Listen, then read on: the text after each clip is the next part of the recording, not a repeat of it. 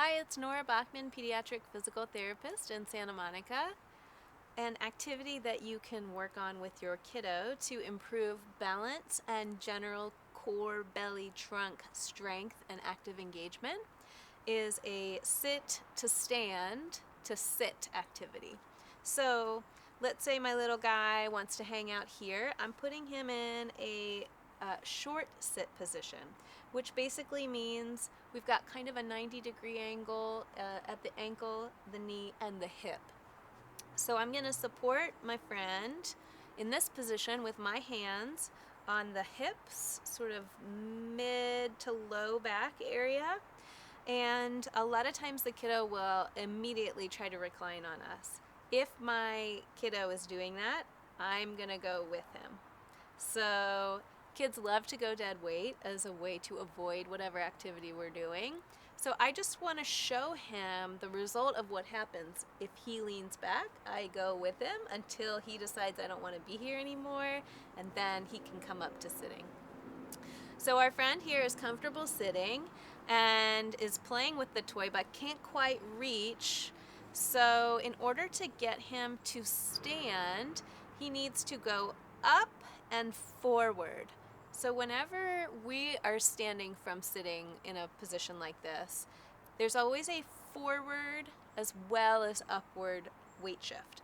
So in order to assist with that, what I can do is move my hands up a bit higher, so kind of around the rib cage, and my little guy may hold on to here and pull himself, but if not, one way to facilitate the transition is with my hands around his rib cage, I can come up to provide that forward and upward weight shift.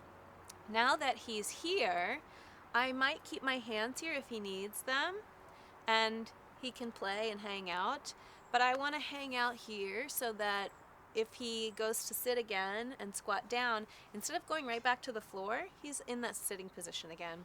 Now the sitting position is great because he has to do a little bit more work to balance, because now the only support he has is his feet on the floor and his bottom on my lap, as opposed to when he's sitting on the ground and he's got this great big wide base of support. So I like this position as an alternative to that, particularly while you're working on this transition. Now let's say our little guy starts to go and then decides he's just not into it, or doesn't make it all the way. I'm not gonna force him all the way up until he can achieve it more on his own. The act of going up and down is actually super important and a great way to build strength and control. So when we're going up and down stairs as adults and children, we require a good amount of strength and control in our quad, glute, and hip muscles, as well as the hamstrings. So the ability to stand and to come down with some control is really important and applicable to other activities.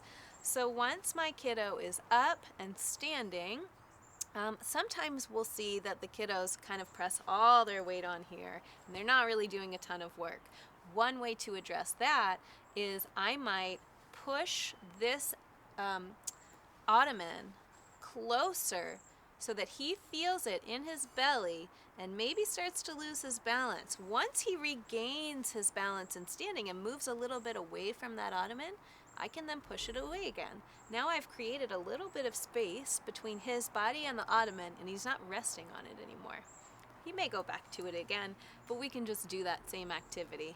Move it back so he rebalances, gives himself a little space, and then I bring it back and see if he'll stand here.